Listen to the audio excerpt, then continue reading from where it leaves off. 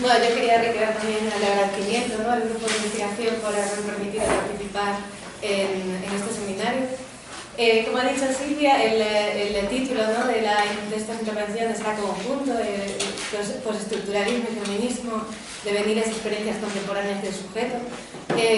Yo me voy a centrar en la problematización del tema de los procesos de la subjetivación política, concretamente de la política feminista, desde una lectura de Judith Butler. Así que os quería decir también, antes de comenzar, ¿no?, que mi intención era hacer una intervención mucho más larga y me ha quedado verdaderamente breve, y tiene relación con algo que voy a hablar después, que es el tema de nuestras dependencias corporales. Dependemos de muchas cosas, entre ellas la tecnología, ¿no? Y este fin de semana, en la redacción de esta ponencia, he tenido una experiencia muy mala de esta dependencia tecnológica, ¿no? Mi ordenador colapsó, el disco duro, y he perdido un montón de datos. Entonces, deciros eso, que mi intención era hacerla más larga, y probablemente he condensado muchas de las cuestiones que quería tratar. Voy a leer la ponencia y espero que si alguna cuestión no se entiende o se quiere problematizar o discutir, salga en el momento del debate. Y con eso pues quería comenzar, ¿no?, con la cuestión.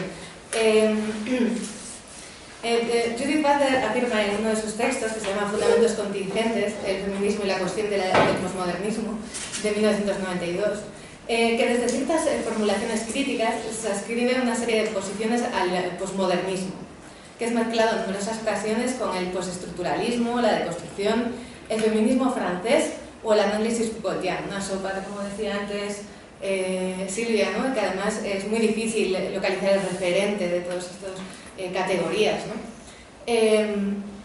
Entre esas posiciones que les ascriben los críticos, ¿no?, encontramos la que denomina muerte de sujeto, que es presentada bajo el peligro de la amenaza de sus posibles consecuencias nefastas. De este modo, por ejemplo, lo aborda la crítica a las posturas del que llama posmodernismo Sheila Benjamin, en Feminismos y posmodernidad, una difícil alianza. Según esta autora, Benjamin, la peligrosa consecuencia que sigue a aceptar la postura de la muerte del sujeto es poner en cuestión los mismos ideales emancipatorios de la lucha feminista. A juicio de Benjamin, la que denomina tesis fuerte de la muerte del sujeto es incompatible con los objetivos del feminismo, al negar la existencia de un sujeto autónomo como principio de acción, ya que a su modo de ver niega la posibilidad de la autodesignación de las mujeres y por tanto su lucha contra las heterodesignaciones. A Benjamin le parece necesario resaltar que no somos simplemente actores de nuestras narraciones, sino también autores de ellas. Por ello considera necesario oponerse a las teorías que sostienen una concepción performativa de la identidad, como la de Butler, que sostiene que el género es el propio actuar performativo del género y que no existe un género esencial previo a la actuación de género. Benjamin reconoce que la teoría de género de Butler realiza una fuerte crítica a las posturas heterosexuales y dualistas dentro del propio movimiento feminista, pero a su juicio es posible realizar esta crítica sin seguir la estrategia de Judith Butler en El género en disputa, que al concebir a la mujer como un personaje enmascarado sin un autor detrás de esta máscara, ¿no?, cancela cualquier instancia anterior desde la que impugnar las falsas máscaras que se le han ido otorgando. Vemos entonces en Benjamin un esfuerzo de establecer por anticipado que cualquier teoría feminista que pretenda ser emancipatoria necesita desde el principio presuponer un sujeto, identificado como mujeres, que además sea autónomo y no simplemente actor de sus acciones y narraciones, sino también su autor. Señala lo siguiente, y cito a Benjamin: quiero preguntar cómo sería incluso pensable, de hecho, el proyecto mismo de emancipación feminista sin un principio regulativo de acción, autonomía e identidad. Butler, por el contrario, trata de problematizar esta postura que supone que la teoría política feminista resulta impensable sin presuponer un sujeto identitario previo que funcione como fundamento y posible criterio para ejercer desde ese lugar la crítica feminista.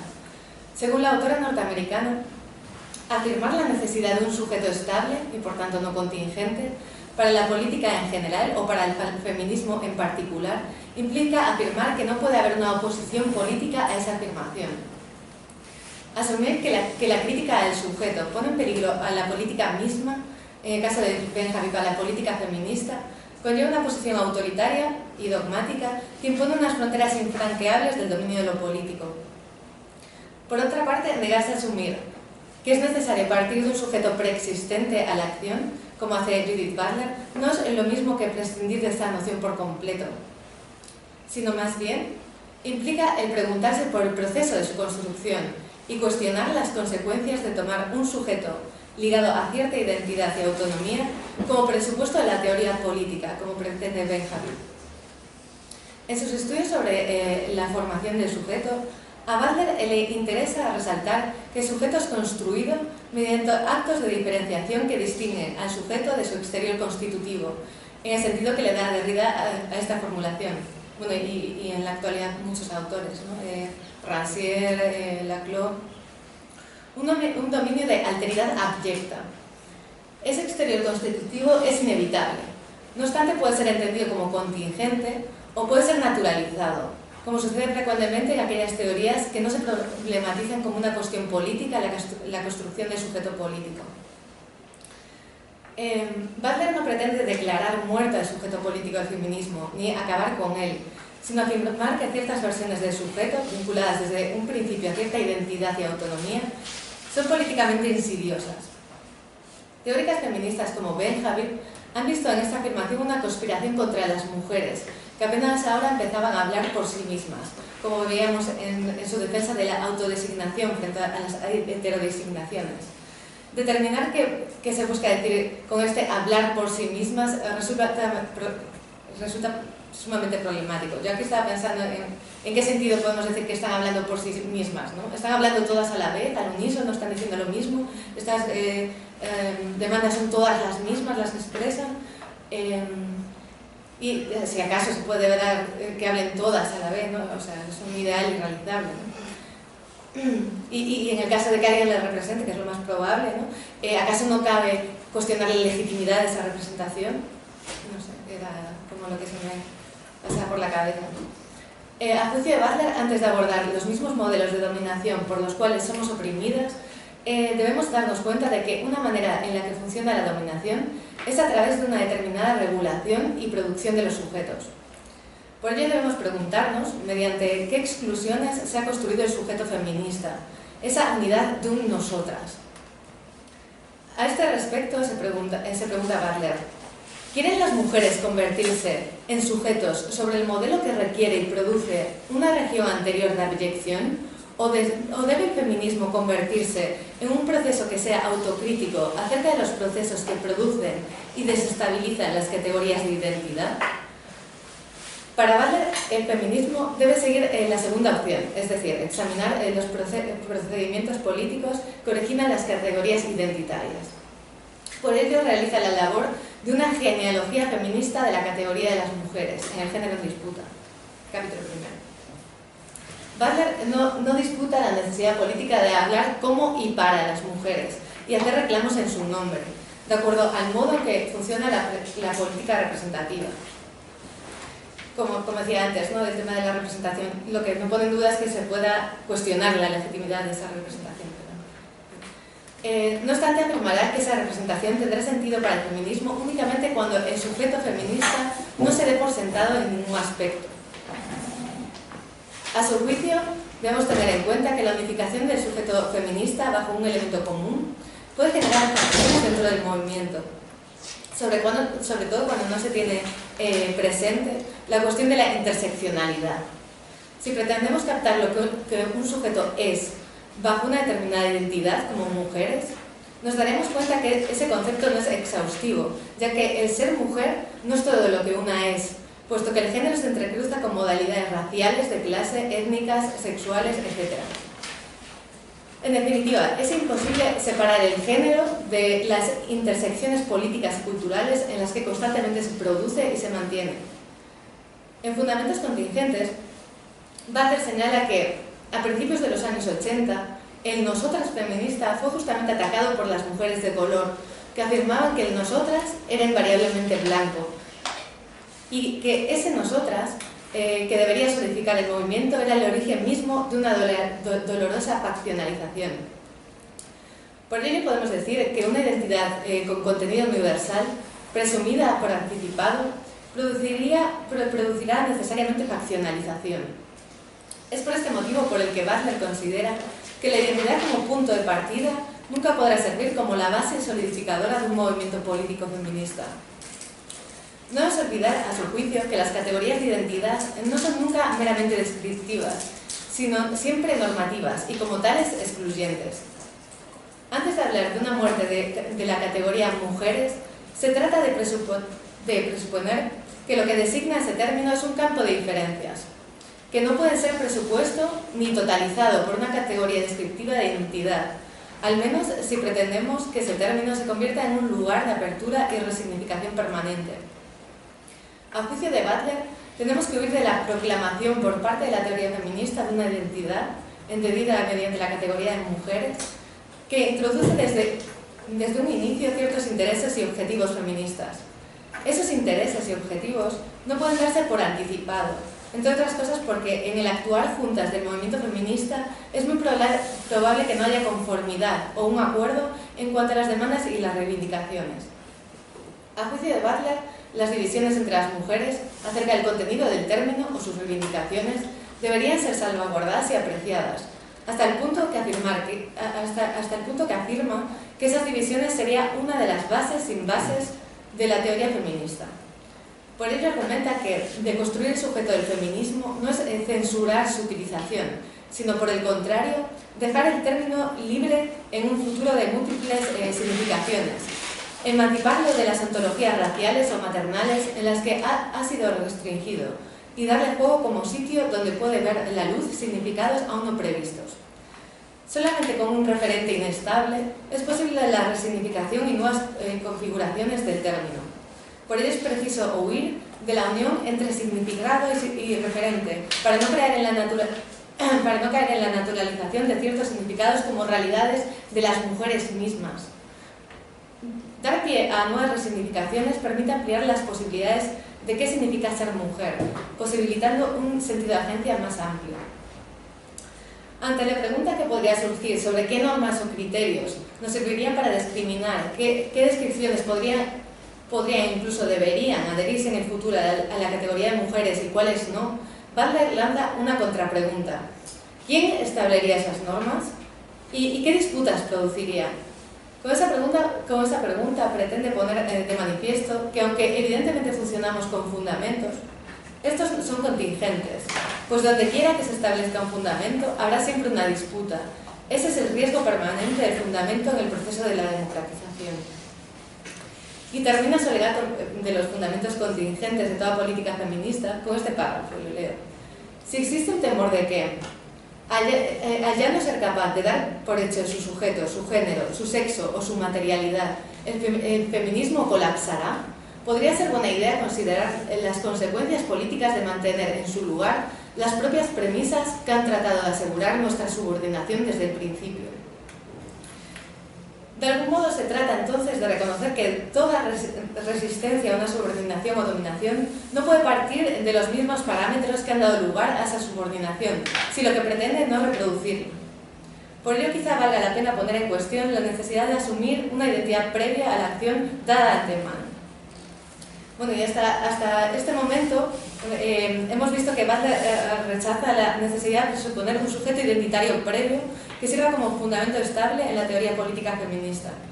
Ahora quisiera analizar cuán problemático puede ser sostener desde una perspectiva feminista que el sujeto ha de ser concebido como autónomo, incluso como un autor de sus historias y acciones, como pretende Benjamin. Trataré de mostrar en lo que sigue que esa concepción del sujeto está enlazada con cierta negación de nuestra vulnerabilidad y disposición ontológica. Esta forma de concebir el sujeto no es inofensiva, en la medida que coincide o reproduce cierta concepción masculinista del sujeto, que niega su constitución vulnerable. Sobre esta cuestión, basta con pensar en las representaciones y percepciones misógenas y heterosexistas que definen la masculinidad por su invulnerabilidad e impenetrabilidad, frente a una feminidad caracterizada por su vulnerabilidad y penetrabilidad. Frente a estas posiciones, que afirman por un lado la completa independencia de unos individuos o colectivos frente a la vulnerabilidad o dependencia de otros, Judith Butler sostiene que todo cuerpo, humano y no humano, es intrínsecamente vulnerable. Partiendo de esa condición ontológica de vulnerabilidad, podemos poner en cuestión la idea de un sujeto autoconstituido y la idea de que podemos localizar un autor transparente para sí mismo que precede a la acción y la ejecuta. Desde cierta lectura de Hegel, concretamente sus pasajes sobre el asunto de reconocimiento en la fenomenología del espíritu, una lectura, por cierto, bastante sui generis, Judith Butler sostendrá que solo en el encuentro con lo que no soy se hace posible la autoconciencia. De forma paradójica, esta aseveración sostiene que se tiene acceso a una misma a través de lo que difiere y no a través de la identidad. En otras palabras, la conciencia no se basta a sí misma para ser, no es autosuficiente. Esto pone de relieve que yo existo no solo para mí mismo, y ni siquiera en primera instancia para mí mismo, sino que encuentro mi yo si en última instancia me encuentro constituido y desposeído de las perspectivas de los demás. En cierto sentido, este reconocimiento de la imposibilidad de un autoconocimiento transparente del yo tiene que ver con cierta postura que señalaba Hannah Arendt en el capítulo 5 de la condición humana, a saber, el quién es alguien se revela siempre a través de la acción y el discurso, que tiene lugar en el entre, y en esa medida para la revelación del propio yo resulta indispensable aparecer entre otros, ser visto y oído por los demás. Pero volviendo a Hegel, según la lectura de Butler, el sujeto se encuentra radicalmente instalado en el afuera. Se hace así a partir de lo que no es él. Este sujeto solo después de la inmersión en lo externo puede volver a retornar así. La única manera de ser, de desarrollar la reflexividad de la autoconciencia es a través de la mediación del lenguaje, de las normas sociales y de la mirada del otro que no es idéntico a mí. Por ello podríamos decir que el sujeto es un sujeto que ha sido expulsado de sí a la afuera. Esto nos recuerda que no podemos existir sin ser interpelados y por tanto somos dependientes del otro. Esta dependencia del otro en Butler va más allá de la cuestión del reconocimiento y tiene múltiples implicaciones que se ponen en juego en su concepción de la interdependencia, que tiene un sentido físico, emocional, pero también social y político. La interdependencia pone de relieve, por ejemplo, que la vida corporal no va de suyo, no se mantiene por sí misma y necesita una serie de apoyos, infraestructuras y cuidados para su supervivencia. Esto no solo es cierto en el caso de los bebés, pues la madurez no implicaría lograr una independencia que nos liberaría de esta interdependencia originaria. Los adultos seguimos dependiendo de apoyos y de la presencia de otras personas para nuestra supervivencia. Nuestra dependencia social y política se pone en manifiesto desde el momento en que reconocemos que siempre estamos relacionados con normas, organizaciones sociales y políticas que se han desarrollado históricamente con el fin de minimizar la precariedad para unos a costa de maximizar la precariedad de otros, por ejemplo las mujeres, pero también los queers, trans, pobres, discapacitados, apátridas, minorías religiosas, raciales, etc. Si partimos de esta relación con las normas, podemos sostener que el cuerpo no es una realidad dada previamente, aislada e independiente del orden social. El cuerpo es en esa medida relacional. Se conforma con otros cuerpos, en un terreno que no es neutro, sino que está organizado conforme a un marco normativo que le afecta. Pero no por ello el cuerpo ha de ser comprendido como un ser pasivo y sumiso frente al plano normativo al que sin duda está condicionado, pues no está completamente determinado por él y en su actuar puede desplazar las normas en las que emerge. Desde esta ontología del cuerpo, que afirma una vulnerabilidad e interdependencia, que es al mismo tiempo una potencia para la transformación, Butler va a criticar la forma en la que el ejercicio político distribuye la vulnerabilidad o la precariedad, por ser esta distribución tremendamente desigual. Para Butler, pese a que la precariedad y vulnerabilidad como condición existencial no puede ser negada sin crear una fantasía, la fantasía de la autosuficiencia, cabe denunciar la precariedad, precarity, entendida como esa condición políticamente inducida en la que ciertas poblaciones adolecen de falta de redes de apoyo sociales y económicas y están diferencialmente más expuestas a los daños, la violencia y la muerte. En notas para una teoría performativa de la Asamblea, afirmará que las políticas de género, si pretenden luchar contra la distribución desigual de la precariedad, han de establecer alianzas con otras poblaciones afectadas por esa distribución, con el objetivo de establecer un nuevo espacio de aparición, que implica desde luego un nuevo orden de inteligibilidad y un nuevo marco de reconocimiento. Esta vinculación o alianza, aun siendo complicada y resultando muchas veces problemática, es sin duda necesaria para la política feminista desde el momento en que las minorías sexuales y de género alojan en sí mismas la diversidad. Ese colectivo agrupa a personas de clases, razas y religiones distintas, pero también individuos pertenecientes a distintas comunidades culturales y lingüísticas que viven riesgos muy diversos. Por ello es preciso señalar la insuficiencia de ontologías identitarias para hacerse cargo de las movilizaciones contra la precariedad, precarity. La precariedad es una categoría que engloba diversos colectivos que sufren una determinada condición social y económica, pero no una identidad, en la medida en que trasciende todas las clasificaciones que pueda englobar, produciendo de este modo alianzas potenciales entre los colectivos que no se reconocen como miembros de una misma categoría. Partiendo de los movimientos que ponen en juego estas alianzas contra la actual distribución de la precariedad, como pueden servir de ejemplo los movimientos Occupy, pero también las revoluciones árabes o el madrileño 15M, Butler quiere destacar que no encontramos en ellos una resistencia a nuestra condición de seres vulnerables, sino más bien una resistencia desde la vulnerabilidad corporal. Estas acciones políticas colectivas resultan particularmente interesantes para Butler porque de algún modo ponen de manifiesto que dejar atrás la noción de sujeto autosuficiente, sin cuerpo, sin necesidades orgánicas ni materiales, no debilita ni paraliza necesariamente la acción política subversiva. Es más, en numerosas protestas, los cuerpos aliados exponen su vulnerabilidad como una forma específica de oposición a la precariedad inducida políticamente. La vulnerabilidad constitutiva de todo ser corpóreo está claramente asumida por esas reivindicaciones siempre que pongan en el foco de su reclamo que son necesarias ciertas condiciones materiales y simbólicas, redes de apoyo y relaciones para que la vida sea vivible.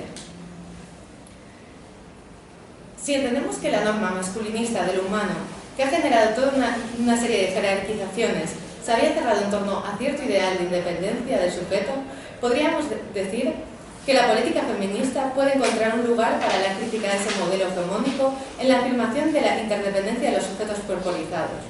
A mi juicio, esta negación de un sujeto completamente autónomo y absolutamente independiente no constituye un final de la política ni de la ética, sino que más bien nos compromete de manera radical con el mundo en el que habitamos, a reconocer nuestra condición de seres interdependientes.